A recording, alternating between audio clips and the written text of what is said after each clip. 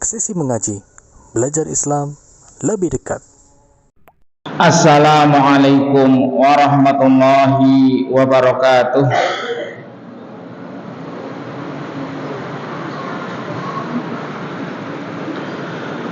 Alhamdulillah, assalatu wassalamu ala rasulillah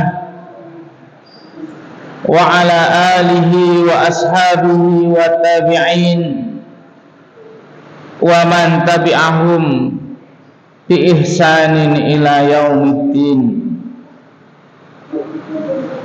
Qala Allah ta'ala, ya ayyuhalladzina amanu taqullaha haqqa tuqatihi wa la tamutunna illa wa antum muslimun.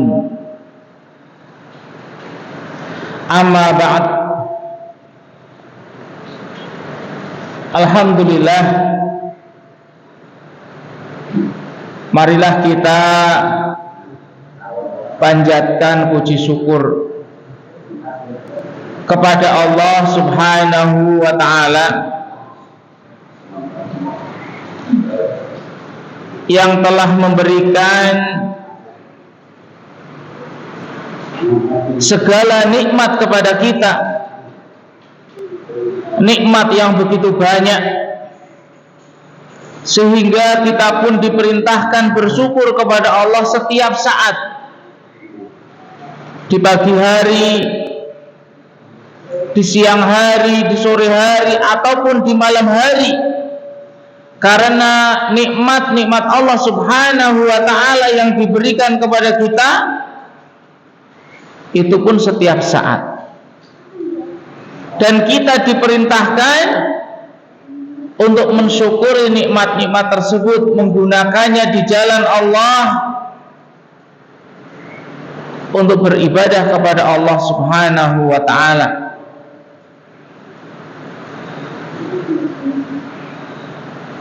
Jamaah rahimani wa rahimakumullah,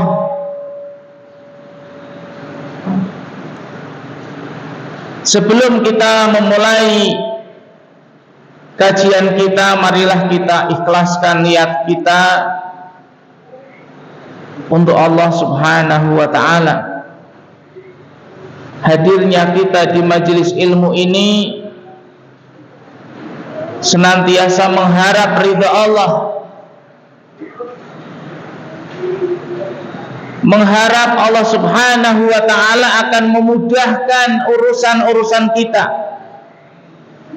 baik di dunia ataupun di akhirat.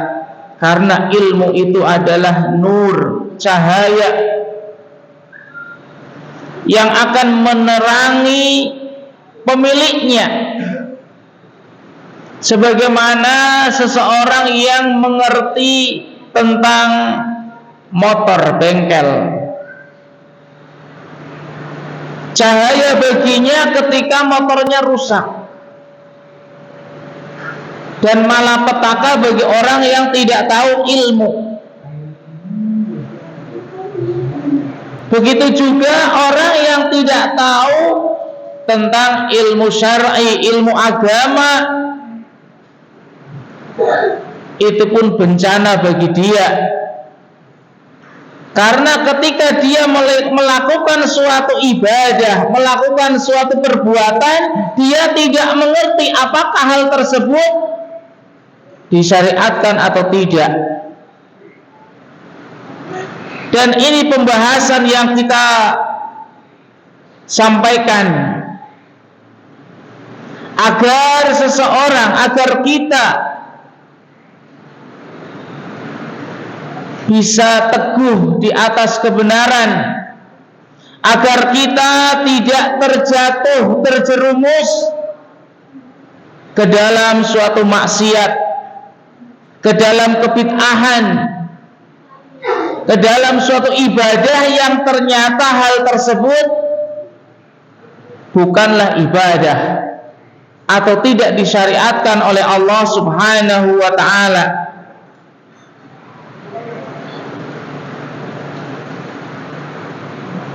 Dalam kitab yang akan kita sampaikan, Kitab Tauhid yang ditulis oleh Syekh Shalih bin Fauzan bin Abdullah Al-Fauzan hafizahullah taala, salah seorang kibarul ulama,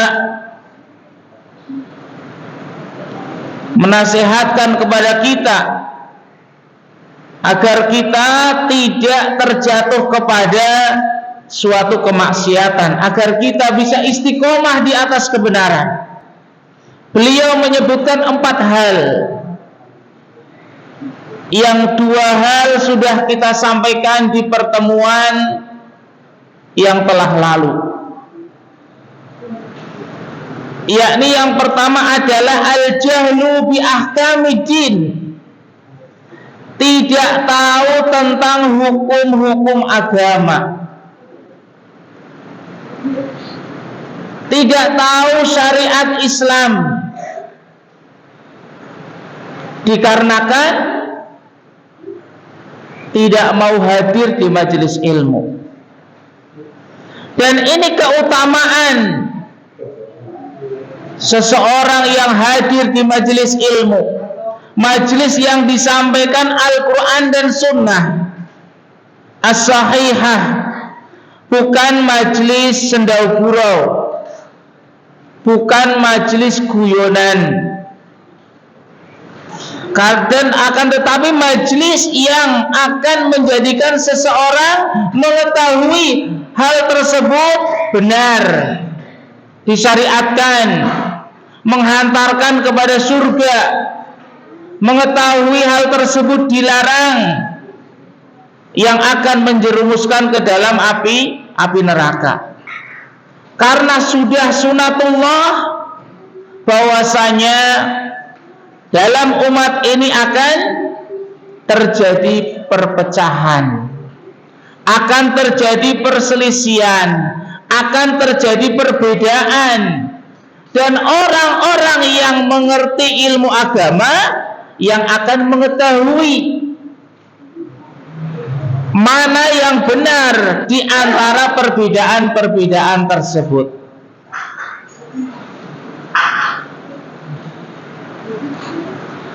Dan sebab yang kedua yang beliau sampaikan adalah ittiba'ul hawa, mengikuti hawa nafsunya, padahal kita diperintahkan untuk mengikuti Al-Quran dan Sunnah. Dan hal tersebut menjadi ciri khas orang mukmin. Seorang tidak akan mencapai derajat mukmin yang sempurna sampai dia menjadikan Al-Quran dan Sunnah menjadi yang terdepan untuk diikuti. Dalam sebuah hadis Rasulullah sallallahu alaihi wasallam mengatakan, la yu'minu ahadukum hatta yakuna hawahu tabi'an lima ji'tu bihi. Salah seorang kalian tidak akan bisa mencapai iman yang sempurna sampai dia menjadikan hawa nafsunya itu pengikut, bukan diikuti tapi menjadi pengikut apa yang Rasulullah sallallahu alaihi wasallam bawa, yakni mengikuti syariat yang Rasulullah SAW bawa, yang beliau sampaikan kepada para sahabat, mengikuti Al-Quran dan Sunnah. Bukan syariat ini mengikuti hawa nafsunya, tapi hawa nafsu kita yang menyetir adalah syariat Islam. Jadi kalau ada bisikan dalam hati kita, dalam jiwa kita, yang akan menilai adalah timbangannya adalah syariat Islam, benar atau tidak. Misalnya hati kita itu membisikkan melakukan sesuatu, maka kita timbang, boleh tidak dalam syariat Islam, diperintahkan tidak di dalam Al-Quran. Jadi hawa nafsu kita, keinginan kita, apabila sesuai dengan Al-Quran dan Sunnah maka kita ikuti. Apabila bertentangan maka tidak kita lakukan.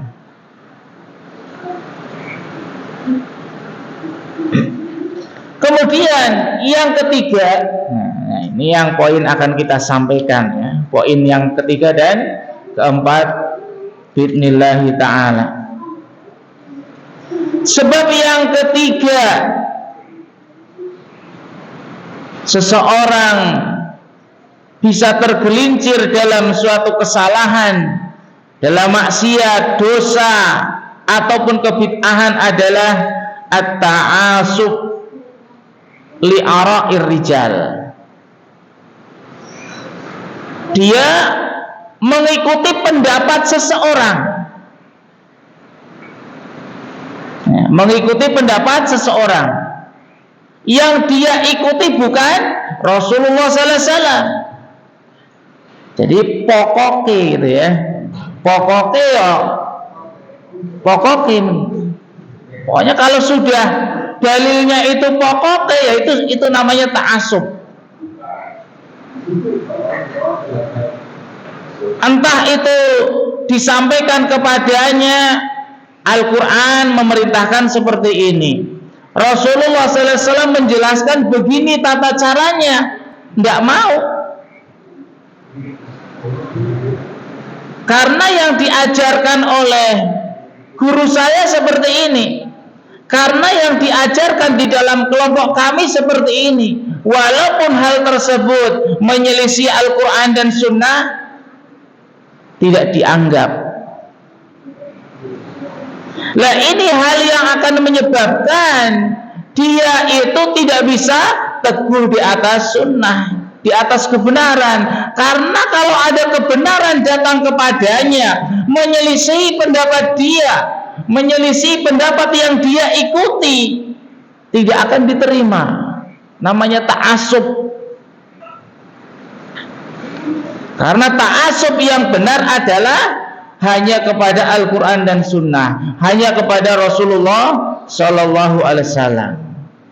Ataupun ta'assub kepada seseorang yang dia berhujah dengan Al-Quran dan Sunnah, yang sejatinya yang dia ikuti bukan orangnya, tapi hujahnya, Al-Qurannya ataupun Sunnahnya. Karena seorang guru, seorang kiai, seorang ustadz hanya menyampaikan hujahnya, ini dalilnya, ini hadisnya.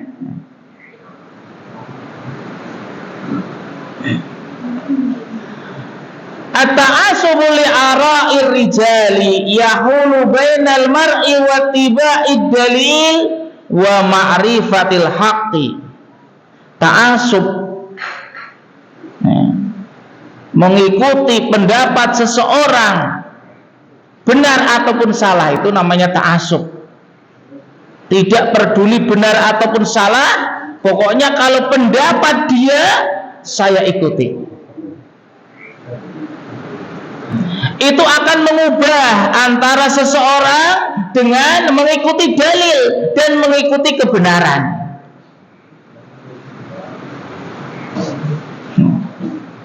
Dia akan berubah.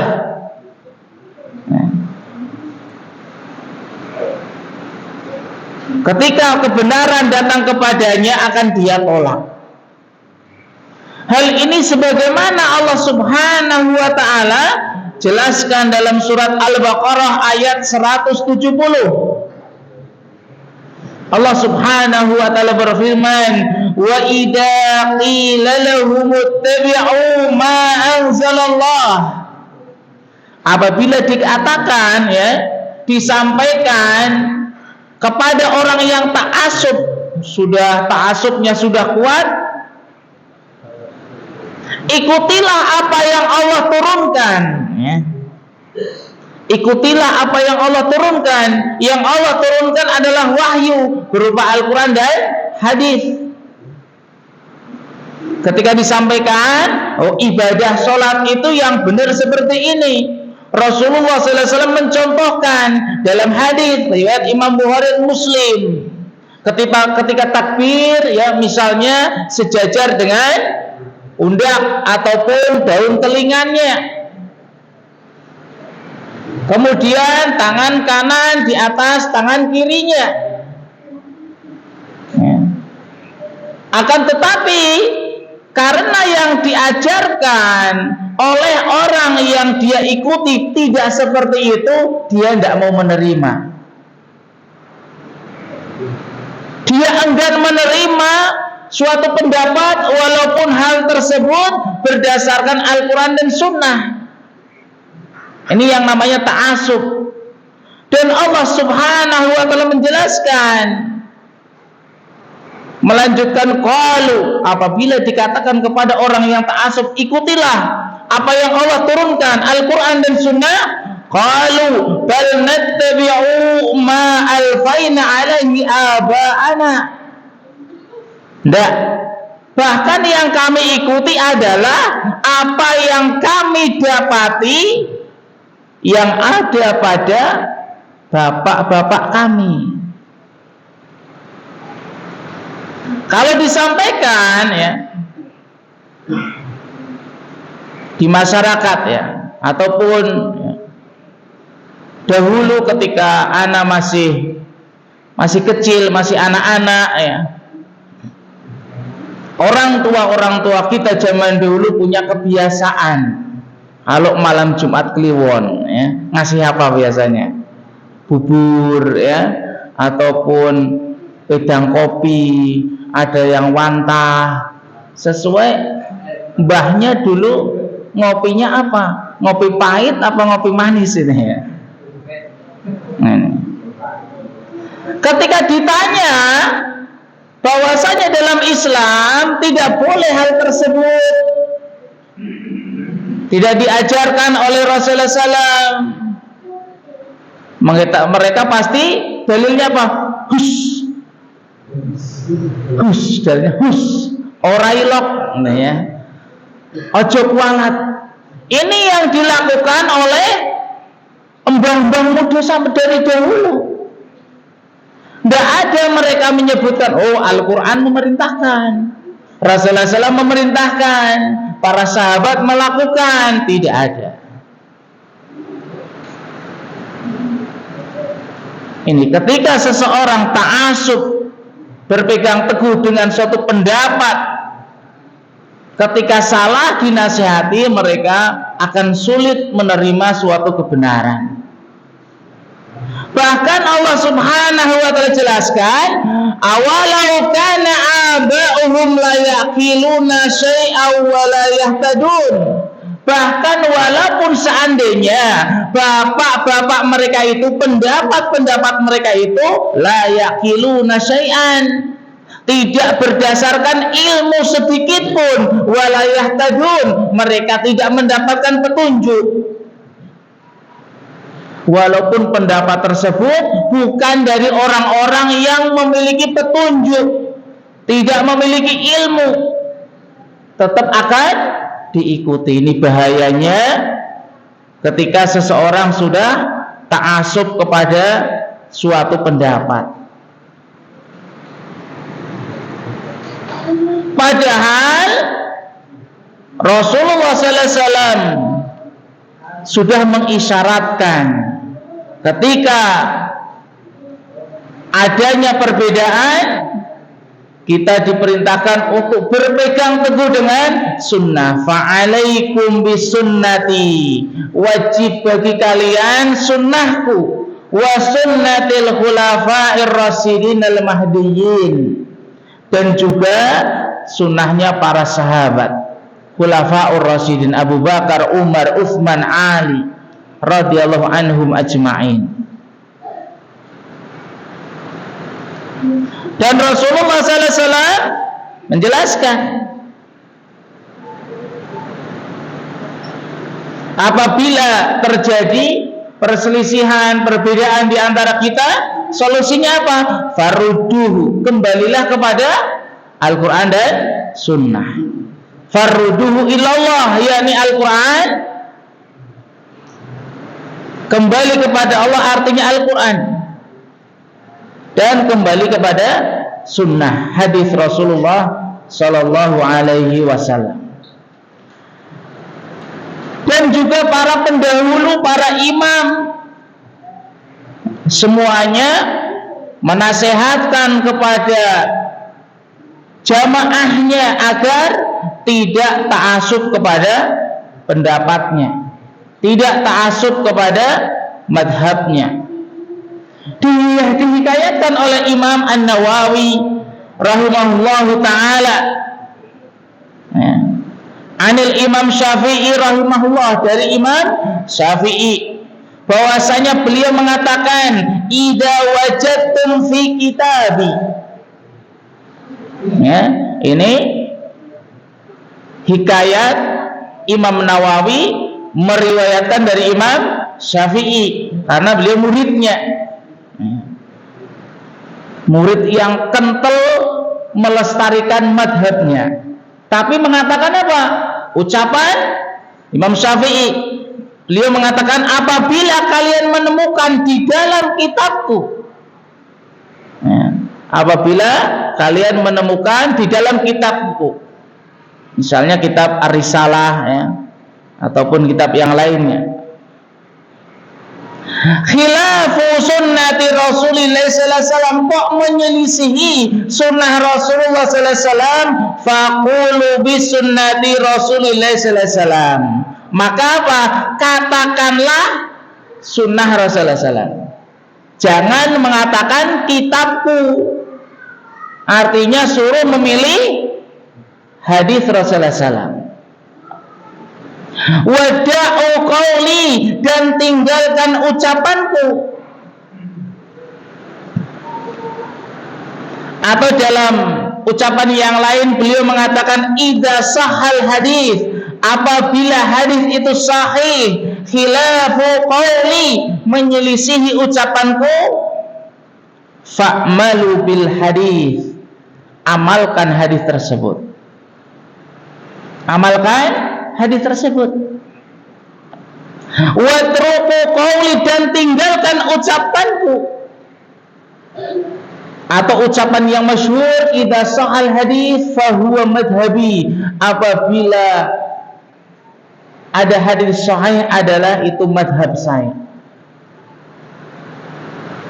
Begitu juga ketika para jamaah mendapati ucapan saya salah, bertentangan dengan sunnah, maka tinggalkan ucapanku, sebagaimana itu nasihat para imam.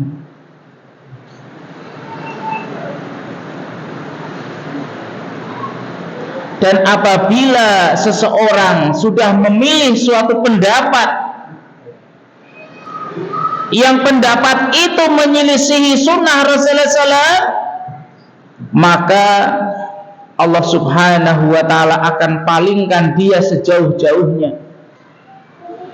Maka renungkanlah firman Allah subhanahu wa ta'ala dalam surat An-Nisa ayat 115, wa may yushaqiqir rasul, barang siapa yang menentang Rasul,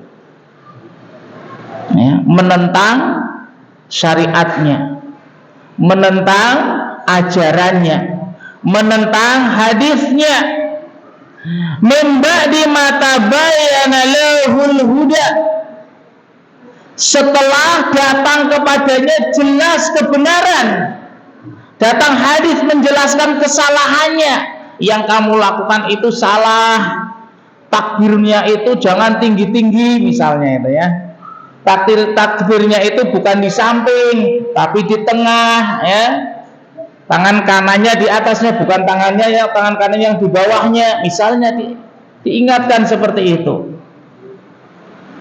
Kok dia menentang padahal sudah datang kebenaran. Wa yattabi' ghaira sabilil mu'minin, dan dia memilih jalannya selain jalan orang-orang mukmin, selain jalannya orang-orang yang mengikuti sunnah, maka Allah subhanahu wa ta'ala nuwallihi ma tawalla wa nuslihi jahannam wa sa'at masira, akan kami palingkan kemana dia berpaling ya. tidak akan Allah beri hidayah. Wa nuslihi jahannam, akan kami lemparkan, masukkan dia ke dalam neraka jahanam. Karena apa? Dia tidak mau menerima kebenaran, dia selalu di atas kesalahan. Wasa'at masira, dan neraka jahanam adalah seburuk-buruk tempat kembali. Naudzubillah. Kemudian sebab yang terakhir,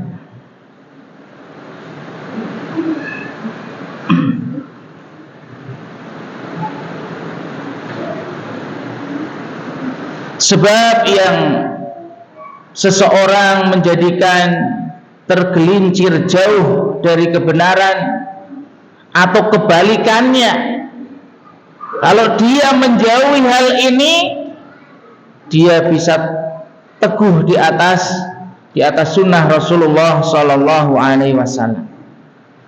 Yani sebab yang keempat adalah at-tashabbuhu bil kufar.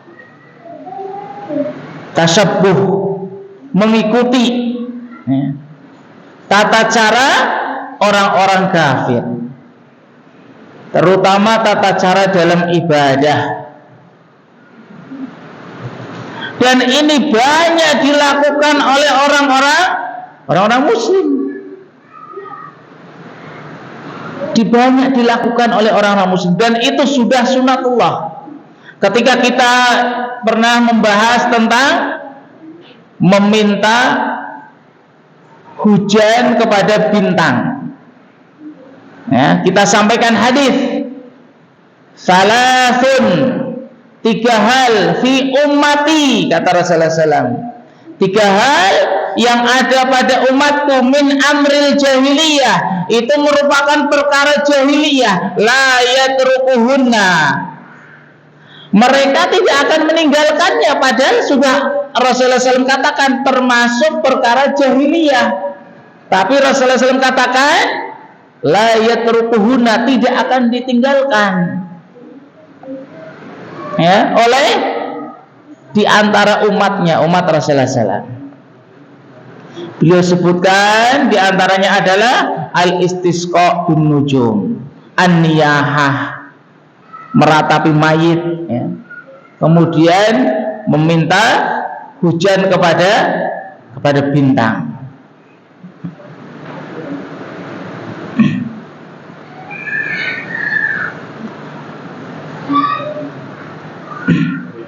Syekh Shalih bin Fauzan menjelaskan, at-tashabuh bil kufar huwa min asyadi ma yuqi'u fil bidah.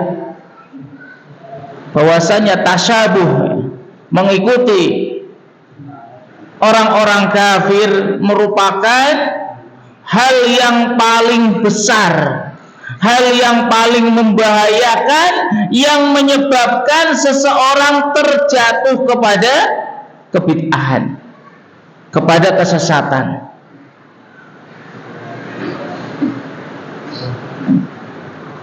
Atau jauh dari kebenaran. Beliau menyebutkan satu kisah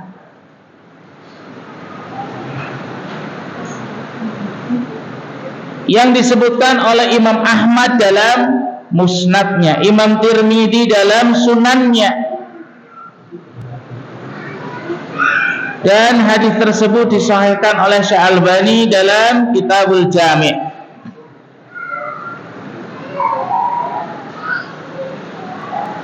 Dari sahabat Abu Waqid Al-Laits, qala kharajna ma'a Rasulullah SAW ila Hunain. Kami bersama Rasulullah SAW keluar menuju Hunain.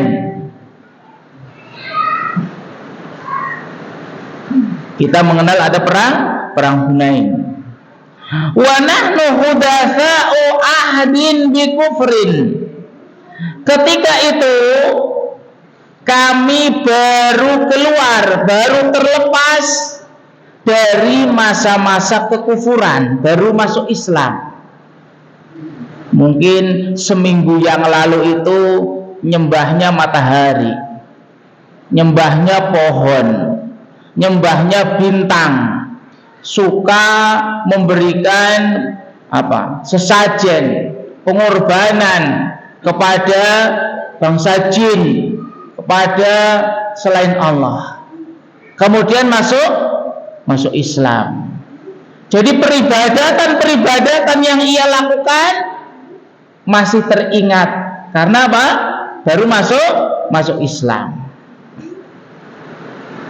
Wal musyrikina sidratun yaqufuna indaha, dan pada orang-orang musyrik ketika dulu dia belum masuk Islam, ya, dia itu memiliki satu pohon, yang pohon tersebut dia gunakan untuk itikaf.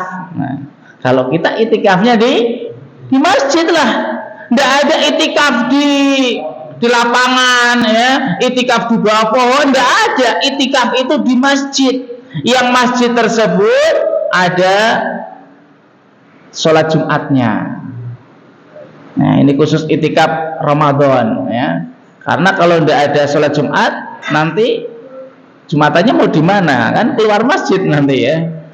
Tapi itikaf secara umum di masjid, ya. Boleh di musola, boleh, ya. Kalau hari-hari sekarang itikaf berdiam diri, beribadah kepada Allah. Nah. Tapi orang-orang musyrikin, mereka itikafnya apa? Di bawah pohon sidr, pohon bidara. Nah, di depan rumah anak itu ada pohon bidara, tapi tidak ada orang itikaf di situ, ya. Mungkin kalau ada orang-orang musyrik, ya, itikafnya di situ ini. Atau ketika ada orang tahu, ternyata dulu orang musyrik itikaf di pohon bidara, di bawahnya. Wa yanutuna biha aslihatahum, mereka gunakan, ya, pohon bidara tersebut untuk tempat menggantungkan senjata, tombak, panah. Ada tujuannya, bukan itu tempat untuk sekedar menaruh, tidak. Biar panahnya itu kalau untuk mana mau meleset jadi kena, gitu, ya. Tujuannya seperti itu. Biar kalau kena sasaran langsung mati misalnya. Jadi biar apa istilahnya kalau zaman sekarang? Biar tepat sasaran lah. Senjatanya itu biar jadi senjata pamungkas istilahnya.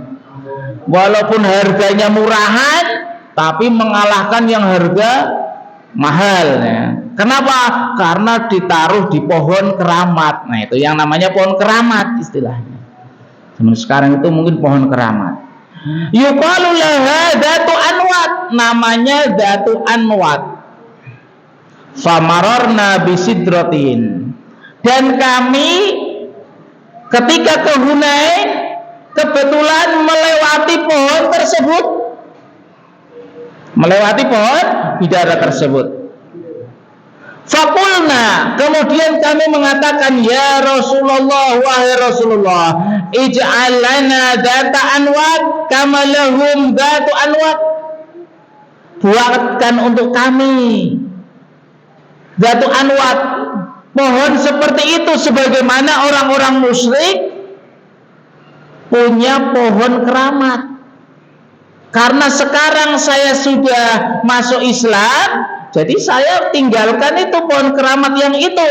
Tapi saya pingin dalam Islam ada pohon keramat. Apakah ada? Tidak ada dalam Islam pohon keramat, tidak ada. Mau pohon besar, mau pohon kecil, ya, tidak ada yang namanya pohon keramat. Maka apa yang Rasulullah SAW katakan? Faqala Rasulullah SAW, Allahu Akbar, innaha sananu. Allahu Akbar, memuji Allah karena perkara tersebut perkara yang besar. Sesungguhnya hal tersebut adalah as-sanan, merupakan jejak-jejak terdahulu, tata cara terdahulu. Qultum, engkau telah mengatakan, walladzi nafsi biyadi kama qalat banu Israil li Musa, demi jiwaku yang berada di tangan Allah, engkau telah mengatakan sebagaimana yang dikatakan oleh Bani Israel kepada Nabi Musa. Jadi yang dikatakan oleh kaum muslimin yang baru masuk Islam, ya, belum tahu akidah yang benar, meminta pohon keramat, hal tersebut disamakan sebagaimana permintaan Bani Israel kepada Nabi Musa alaihissalam dalam surat Al-A'raf ayat 138, ij'al lana ilahan kama lahum alihah qala innakum qaumun tajhalun. Kata Bani Israel meminta kepada Nabi Musa, wahai Nabi Musa, buatkan untuk kami ilah Tuhan. Jadi permintaan kaum muslimin yang baru masuk Islam tersebut kepada Rasulullah SAW minta pohon keramat disamakan seperti Bani Israel meminta kepada Nabi Musa minta apa? Minta Tuhan. Kamalahum alihah, sebagaimana mereka orang-orang musyrik itu punya banyak Tuhan. Kenapa Tuhan kita satu? Sudah satu tidak kelihatan. Mereka orang musyrik Tuhannya banyak, kelihatan, bisa dibawa kemana-mana. Maka jadikan, buatkan untuk kami Tuhan selain Allah, biar bisa dibawa kemana-mana. Mungkin mereka diejek, wah kamu orang muslim, Tuhannya tidak kelihatan, nih Tuhan saya banyak nih, ya, mau minta tinggal minta di depannya, ya. Harusnya kita lebih cerdas, coba kamu minta itu, coba Tuhan kamu mana, tak lempar, misalnya itu ya, atau dirusak atau yang lainnya kayak Nabi Ibrahim alaihissalam, jangan dilempar nanti Tuhannya hanyut, no kan? Katanya kamu minta sama Tuhan, itu hanyut, tidak bisa nolong diri sendiri. Harusnya kita lebih pintar, karena orang tersebut tidak punya ilmu, tidak bisa bantah. Tapi kalau kalian punya ilmu, bisa menjelaskan kepada kaum muslimin, bisa menjadi sebab saudara-saudara kita mendapatkan hidayah. Innakum qaumun tajhalun, sesungguhnya kalian adalah kaum tajhalun, kaum yang bodoh, kaum yang tidak tahu, kaum yang tidak berilmu. Ini pentingnya ilmu, pentingnya kita hadir di majelis ilmu, walaupun capek, walaupun ada hal yang terbuang, yang ditinggalkan, ya. Anak yakin di antara jamaah pasti punya kesibukan masing-masing, tapi wah karena ada kajian untuk dapat ilmu, biar tidak tersesat sebagaimana Bani Israel minta Tuhan. Juga kepada kaum muslimin, sahabat yang baru masuk Islam karena tidak tahu ilmu minta pohon keramat. Dan Rasulullah SAW menjelaskan bahwasanya dalam Islam tidak ada yang namanya pohon keramat. Rasulullah SAW menjelaskan, la tarkabunna sanana man kana qablakum, benar-benar kalian itu ya akan mengikuti jejak-jejak orang-orang sebelum kalian. Jadi sudah sunatullah, kalau kita semakin banyak mengaji, semakin berilmu, ketika melihat ada saudara-saudara kita melakukan kesalahan, terutama hal-hal ya, perbuatan-perbuatan yang menyamai orang-orang terdahulu dari orang-orang musyrik, kita tidak heran. Kita tidak heran, tapi di sisi lain kita miris. Kita ingin saudara kita mendapatkan hidayah. Kita pun ingin mendakwainya, kita ingin mengajaknya, walaupun kita juga tahu bahwasanya hal tersebut sudah sunatullah, benar-benar ya ada di antara umat ini yang akan mengikuti jejak-jejak ya, tata cara peribadatan orang-orang terdahulu dari orang-orang musyrik. Ya, insya Allah tinggal sedikit kita lanjutkan pada Isya. Bismillahi ta'ala. Allahumma sholli ala Muhammad wa ala alihi wa sahbihi ajma'in. Assalamualaikum warahmatullahi wabarakatuh. Alhamdulillah hamdan katsiran tayyiban mubarakan fih kama yuhibbu rabbuna wa yarda. Asyhadu an la ilaha illallah wahdahu la syarikalah wa asyhadu anna Muhammadan abduhu wa rasuluhu la nabiyya ba'da, amma ba'd. Ini 4 sebab, 4 hal yang telah kita sampaikan yang menjadi sebab seseorang bisa teguh di atas kebenaran, atau kebalikannya seseorang akan bisa terjatuh ke dalam suatu kemaksiatan ataupun kebid'ahan. Hal yang pertama adalah kebodohan, tidak tahu ilmu. Berarti orang yang mengerti ilmu, orang yang ngaji, hadir di majelis ilmu, maka menjadi sebab dia bisa tahu suatu kebenaran dan suatu kesalahan. Sebab yang kedua, agar kita bisa teguh di atas kebenaran adalah menjadikan hawa nafsu kita mengikuti apa yang Rasulullah SAW bawa. Tidak menjadikan hawa nafsu itu di depan menjadi supir, tidak. Tapi yang menyupir, yang menyetir hati kita, kemauan kita, hasrat kita adalah Al-Quran dan Sunnah. Sebab yang ketiga adalah jauhi ta'assub, jauhi suatu pendapat yang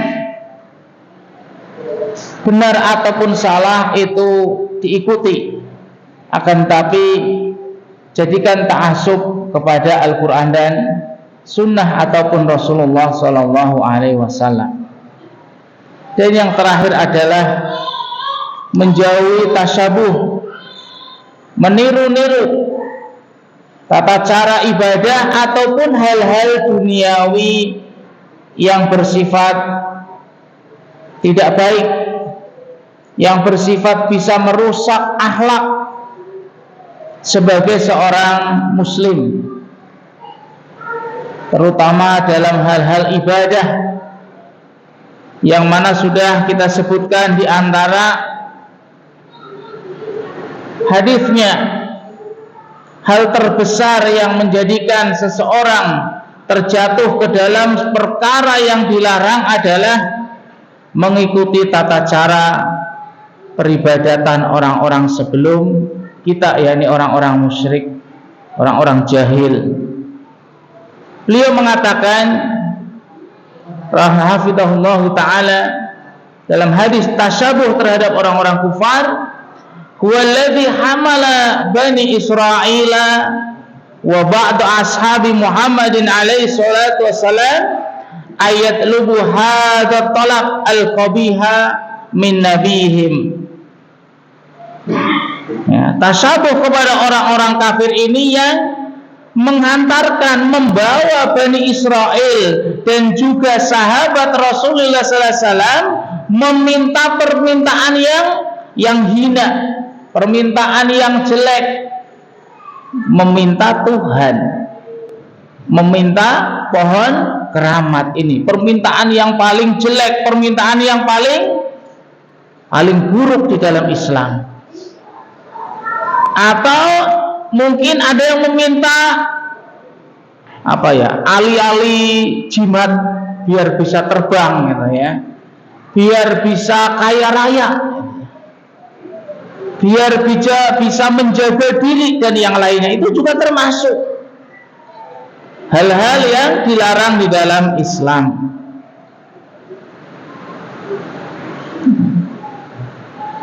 Dan kata Syekh menyebutkan wa hadza huwa nafsul waqi'il yauma. Hal tersebut yang terjadi pada zaman ini juga. Hal tersebut terjadi di zaman Nabi, meminta pohon keramat kepada Nabi. Sekarang pun sama, hampir sama yang terjadi pada kaum muslimin. Meminta sesuatu kepada guru, kepada ustadz, kepada kiai, sesuatu yang tidak disyariatkan. Tapi ya kadang-kadang yang namanya yang dimintai juga tidak berilmu, ya, gurunya juga tidak berilmu, akhirnya malah dhallu wa adallu, sesat dan menyesatkan. Fa inna ghaliban nasi minal muslimin, bahkan Syekh Hafizahullah Ta'ala menyebutkan kebanyakan manusia dari kaum muslimin, berarti lebih dari separuhnya ini ghalib, kebanyakan, khususnya kaum muslimin, ya, qalladul kufara fi amalil bidah, meniru-niru orang-orang kufar dalam melakukan ibadah-ibadah yang tidak disyariatkan. Justru ibadah-ibadah, ya, yang dianggap ibadah dalam Islam, dianggap ibadah, ya, berarti asalnya bukan ibadah atau ibadah ciptaan, ibadah baru, kebanyakannya itu mengikuti orang kufar. Ibadah yang tidak disyariatkan sampai sesuatu yang mengandung kesyirikan, sebagaimana tadi meminta pohon barokah. Sekarang beralih, bukan minta pohon, mungkin minta cincin, minta keris, minta baju, minta sabuk, ya, atau yang lainnya yang dianggap hal tersebut bisa mendatangkan manfaat atau bisa menolak bahaya. Ataupun melakukan perayaan-perayaan dalam Islam.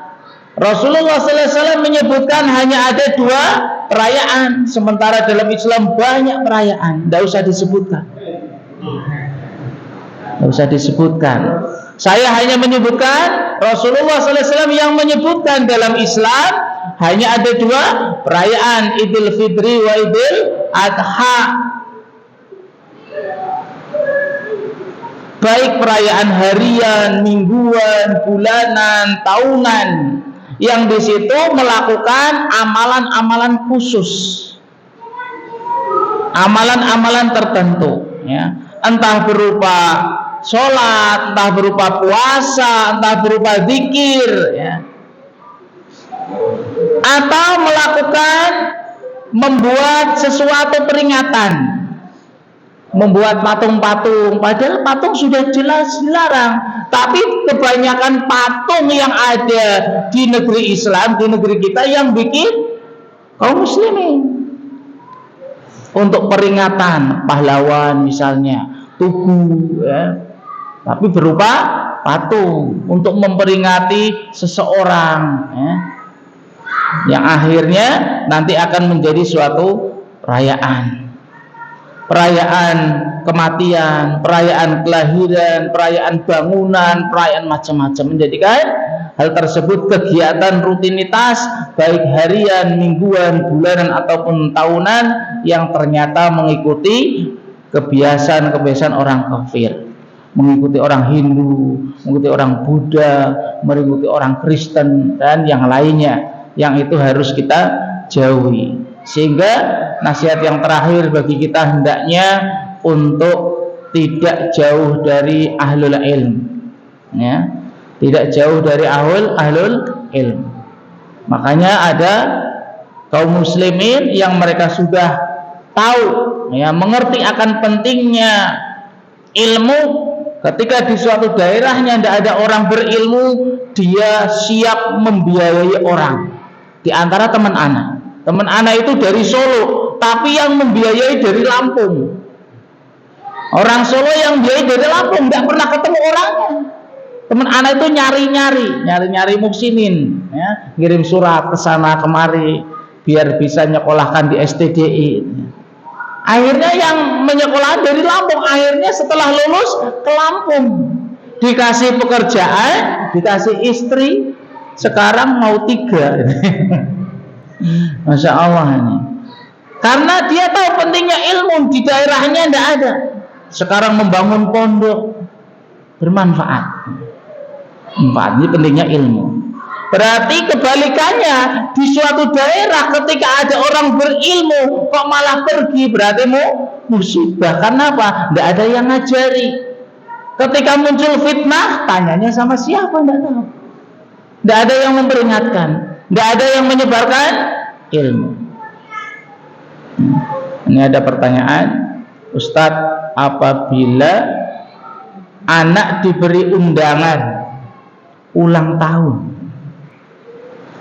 yang dimana ulang tahun itu adalah kebiasaan orang kafir, sebaiknya hadir atau tidak, Ustaz?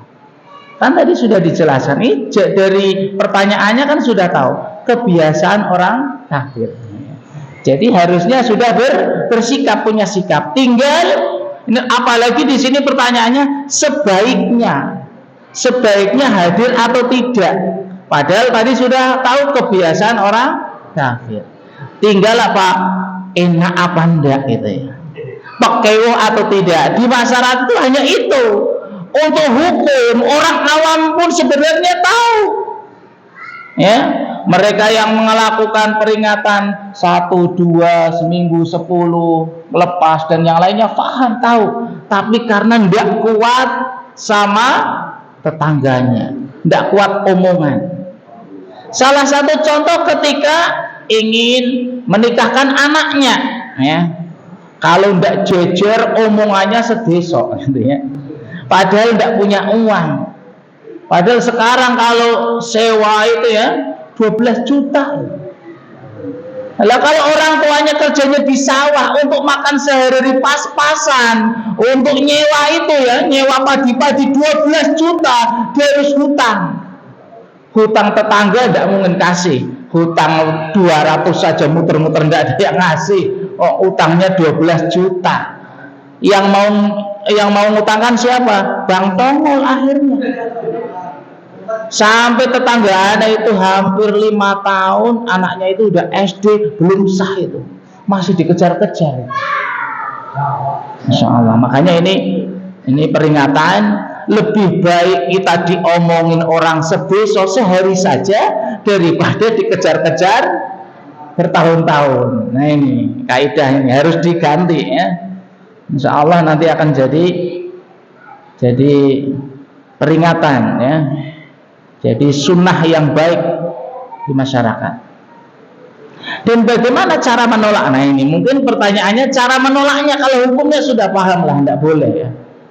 Apalagi hal tersebut dijadikan perayaan. Cara menolak undangannya, jazakallah khairan. Cara menolak undangan macam-macam itu ya.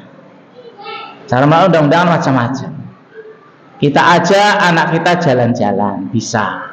Ya, intinya cari kesibukan lah, cari kesibukan. Atau kalau memang berani, ya, saya tidak mengadakan acara seperti itu. Saya mau hanya ya acara yang disyariatkan, Idul Fitri, Idul Adha. Yang lainnya kalau mau syukuran silahkan. Kamu tasyakuran silahkan. Ya. Jadi menolak dengan cara yang terbaik ya. Menolak pun dengan cara yang terbaik. Kenapa? Karena kebanyakan mereka tidak tahu, tidak paham. Jadi langkah pertama itu kalau bisa memahamkan. Kita mau menolak kayak apa? Selama mereka tidak paham, ya terus minimal mereka paham kalau saya itu menolak itu, gitu ya. Minimal satu, biar dia paham saya itu tidak melakukan itu, bahwa saya itu anti hal tersebut, sehingga mereka bukan kita yang segan menolak, mereka yang segan ngasih undangan. Harusnya itu dijadikan mereka itu tidak berani ngasih undangan. Sekali 2 kali kasih undangan tidak datang sudah. Nah, Dah. Jadi hukum tetap hukum. Adapun untuk menghindari di masyarakat bagaimana, tinggal kita lihat ya. Kita lihat akibatnya. Kalau akibatnya memang menjadikan keluarga kita dimusuhi, kemudian kita tidak kuat ya, semoga itu jadi uzur. Akan tapi hukum tetap hukum, tidak boleh. Karena masing-masing keadaan orang berbeda-beda. Ada yang bisa menolak, ada yang tidak kuat ya. Ada yang mereka terpojokkan ya, ada yang mereka istiqomah bisa, ada yang mereka bisa menjaga. Dalam hal ini saya tidak mau, tapi dalam hal yang lain kamu mau apa saya kasihkan, bisa seperti itu.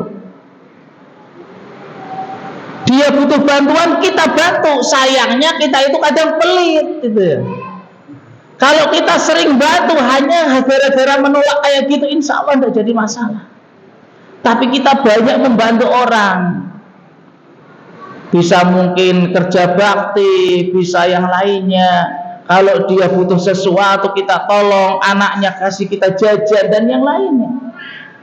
Banyak sekali jalan menuju Jakarta ini ya.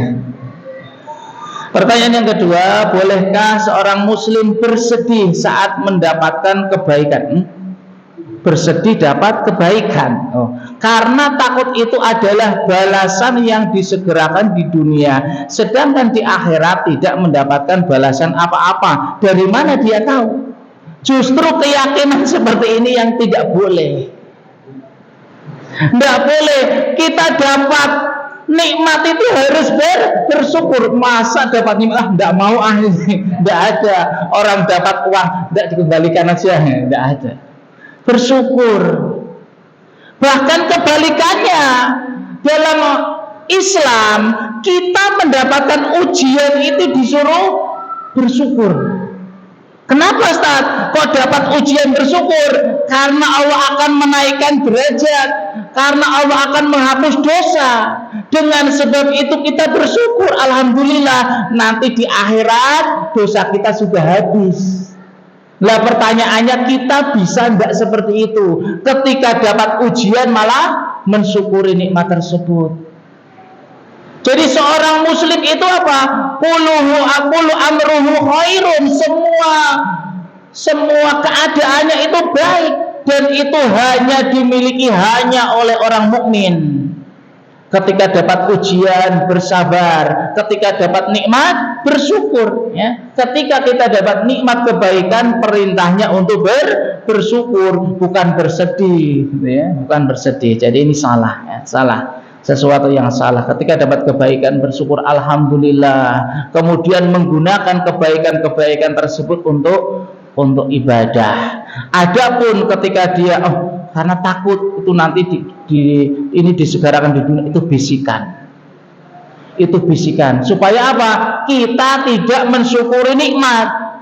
Kan bersyukur itu bagian ibadah. Sementara setan memerintahkan kita jangan bersyukur. Alasannya apa? Pinter setan itu alasannya, supaya kamu berpendapat nanti jangan-jangan di akhirat nggak dikasih apa-apa. Nah ini salah, ini pemahaman yang salah. Pemahaman yang salah. Sebagaimana seorang yang tawakal tanpa usaha. Kalau ada orang usaha, kamu tawakalnya kurang berarti. Harusnya kamu pasrah benar-benar kepada Allah, ya, minta terus ibadah, enggak usah usaha. Salah. Justru tawakal yang benar itu adalah setelah berusaha maksimal, berdoa, kemudian memasrahkan kepada Allah Subhanahu wa ta'ala. Sebagaimana ketika ada ujian corona, tawakal kepada Allah, enggak usah pakai masker. Gitu ya. Itu diantara tawakal yang kurang pas, karena Rasulullah sallallahu alaihi wasallam menyuruh kita berusaha mencari sebab agar kita tidak terkena penyakit, agar kita sehat, juga agar kita mendapatkan hidayah. Ada yang lain? Cukup ya, kita cukupkan ya. Semoga apa yang kita sampaikan bisa difahami ya. Kalau masih kurang pas jawaban ya, bisa ditanyakan kepada ustadz yang lain ya, karena ilmu yang saya miliki ya seperti ini, pas-pasan. Allahu a'lam ya. Subhanakallahumma bihamdika Asyhadu alla ilaha illa anta astaghfiruka wa atubu ilaik. Assalamualaikum warahmatullahi wabarakatuh.